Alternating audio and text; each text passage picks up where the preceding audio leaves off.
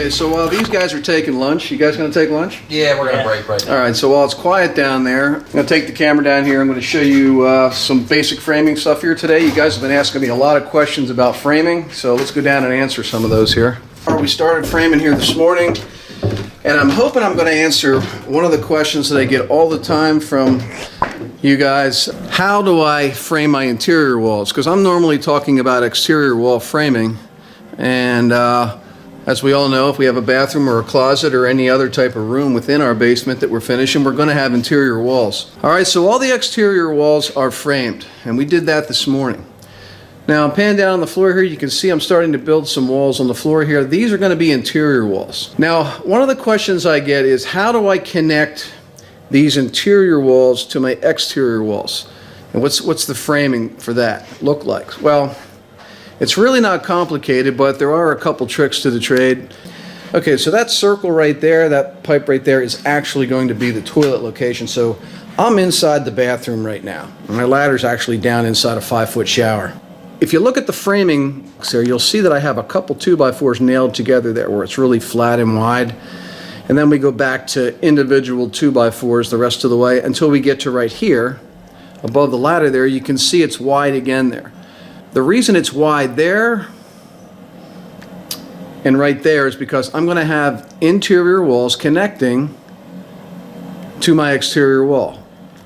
And this interior wall and this interior wall that are going to be coming off that exterior wall are my bathroom walls. All right, so it's 6 feet in between these two flat 2x4s. So if we come down here on the floor, and I don't know how well the camera's going to pick this up because they have painted the floor green down here, but I actually have my bathroom wall lines. Here's a line here and here. That's 3.5 inches in between. This is my bathroom wall. A 2x4 is 3.5 inches wide. And you can see these two lines come straight up to my exterior wall right here. And in the exterior wall, I've got a 3.5 inch 2x4 flatways. This is going to receive this wall down here, the bathroom wall. It's going to butt right into this. All right, it's going to button right up to this 3.5 inch 2x4. This is the exact position of this wall that I'm going to be building. All right, so this is already in my exterior wall, okay? It's already in there. And then on each side of that flat 2x4, I have another stud nailed to each side, here and here. And what these will do, once I build this wall into this wall, this 2x4 here and this one over here will be my corner nailers for my drywall. In the bathroom over here, and then a little bar area over here.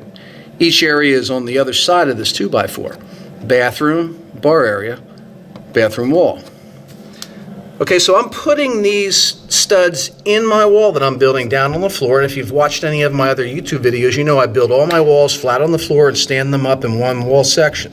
I put this 2x4 into my wall as I was building it on the floor. So when I stood the wall up into position, okay, when I got it up into position here, that framing was already done to receive my interior wall. And that's just called nailers. They're nailers. I'm putting my nailers in, my wall receiving nailers, before I stand up my pre-built exterior walls. Now, let's see if we can find another example of that. One more over here. Here's another example. I got a closet wall coming into this exterior wall right here. There you can see we have another flat stud, and we have a stud on each side. The stud on this side, we're inside of the wall. We're in a closet over in here. That's why I have a flat one there for the drywall nailer in the corner. Here's my wall flat stud coming in for my closet wall, and on the other side, I've got another 2x4 that will be my inside corner nailer for the drywall in this room over here, which is the exercise area. Okay, so as I build all my exterior walls, which I always build first, that's the order in which I frame. I build all my exterior walls first with the pre-installed interior wall blocking already installed, like we just pointed out. And then once I have all the exterior walls up with the interior wall blocking inserted, I can then simply build my interior walls, stand them up, and tie them into the exterior walls into that blocking that I just showed you. Here we have another wall we just built on the floor, and you can see it's in two different heights here. I got a taller section over here, and it drops down about 11 inches. And that wall is being built in one section on the floor, two different heights. And the reason it's two different heights, I'll show you where that wall is actually going. This is going to be my stairway wall. I'm going to be building a wall in front of my steps. But as you can see over here, I have much taller ceiling height because I'm up under the floor joists. But then when I get here to the steel, it's going to drop down 11 and come underneath the ductwork. Come back past the steel, goes back up to the floor joist, and then it's tall again. So I'm measuring for those two different heights, and I'm building my wall over there on the floor in two separate heights. The tall section on this side is going up to the floor joist that I just showed you, and then it's going to drop down and go the rest of the way underneath the ductwork, and that's why the wall is shorter there. But I'm doing all that pre-built stuff on the floor ahead of time, okay? So I'm not stick building this thing and driving myself nuts trying to toenail this whole basement together. Build your walls in one section on the floor and put them into position. And like I said, we framed all this in 4 hours this morning because we're not running around toenailing. We're building big 16-foot sections of wall, sometimes longer. I actually have a video on the channel here where I build you a 50-foot wall. You might want to check that out. You can see just how long of a wall you can build in one section. But yeah, we got this all done this morning, and this afternoon we'll pop in all of our interior walls, mostly. We'll probably have it mostly framed today, and then tomorrow we'll work on some of the framing that's going to go around the ductwork, which is called the soffits. We'll do that tomorrow. And I have other videos on the channel that show you in depth how I'm building this. So you might want to check out, I have a 6-part framing series on the channel. A 6-part framing series that is so valuable for guys that have never framed before. It's going to teach you so many techniques. Okay guys, and for our framing, I'm using a simple computer program that I design on, and we are following this little plan. I don't know how well the camera's going to pick that up, but we're following this plan right here. And any place that I have my interior walls connecting to my exterior walls, we're going to have that flat blocking going in the exterior walls. We'll have it here. We'll have it here. Here's those two bathroom walls that are coming off the exterior wall that are 6 feet apart, 6 feet between. I had flat blocking here, flat blocking here. On the other side, I had a closet wall. I had flat blocking here, and I'll have flat blocking here. There'll be flat blocking right here for this wall coming across here, for this doorway wall. Flat blocking here for this little wall here. Flat blocking here for this little wall here, and then flat blocking over here for this wall coming in over here to the left side of the window.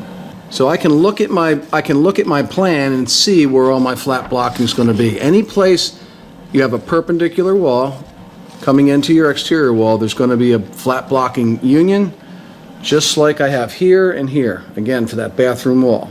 I hope that makes sense to you. Okay guys, so lunch is over and we're back to building interior walls. We just put the stairway wall in. I'll show you what that looks like here.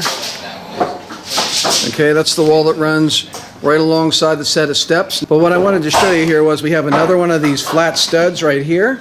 You can see down here I've got a line here and a line here. This wall will be coming in. This is our bathroom wall. It's going to meet this flat 3.5-inch stud here in this stairway wall.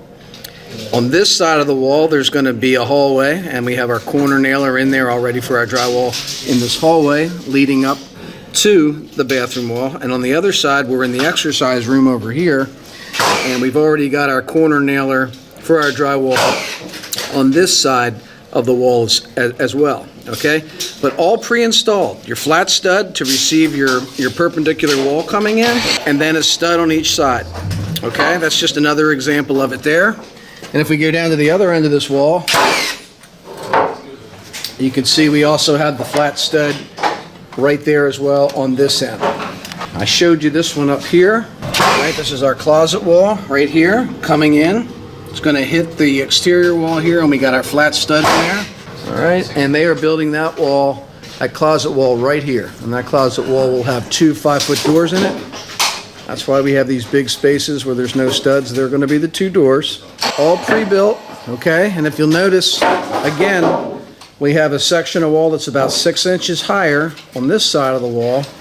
Then it drops down 6 inches, and the wall continues at a lower level. And I'll show you why we're doing that. That wall is going right across there, but overhead, You can see we got the lower section of ductwork. That's why the wall was lower over there. And then it jumps back up about 6 inches in this case and goes the rest of the way taller because we're going up to the bottom of the floor joist out here. 2 sections of wall, different heights, but in the same wall. And they're building that on the floor in one piece, complete, with the doors, with the door openings already installed. Okay, so all of your exterior walls first, and then your interior wall. Now this wall here is one height.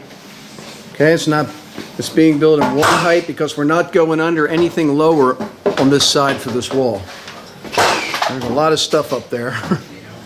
But the wall itself is going up to the bottom of the floor joist the whole way across this wall, one level. We're not dropping underneath any steel or anything on this wall. So this entire wall, which is about 12 feet wide, all the studs are cut the same length. We're doing it at one height section. So this afternoon we're going to finish out these interior walls, connecting them all to our exterior walls, which we built first this morning, and we'll have just about all of our walls up here today in one day. All right, so we got that double closet wall going in here underneath the ductwork, 2 different heights.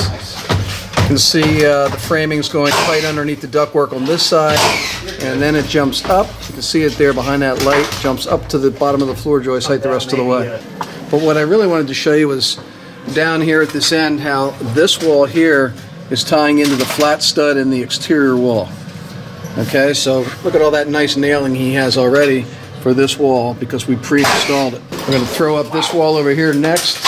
As I showed you, this is the dividing wall for the bathroom. We've got a door right here that's going to go into a hallway, take us over to the stairway from the exercise room.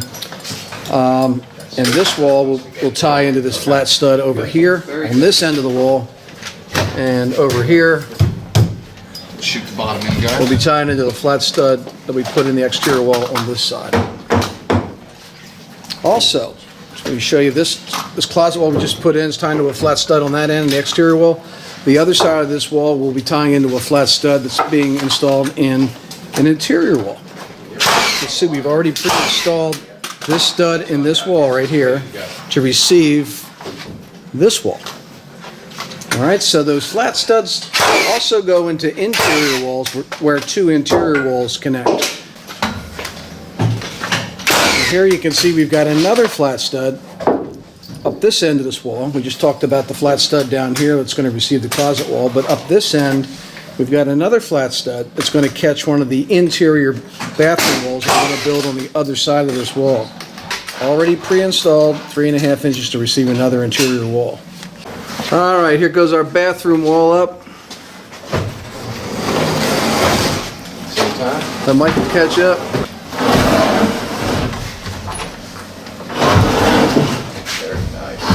One section, the door is completely framed in.